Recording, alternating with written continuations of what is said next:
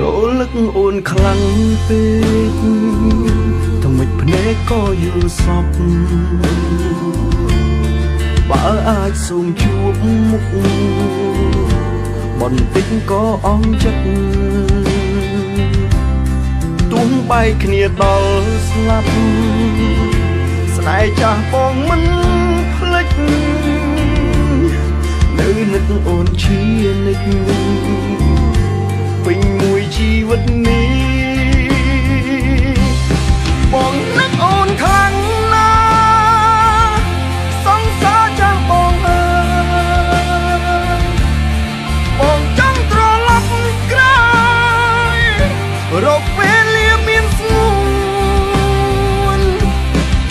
គ្មានពេលឯកាយណាស្មើពេលគ្មានអូ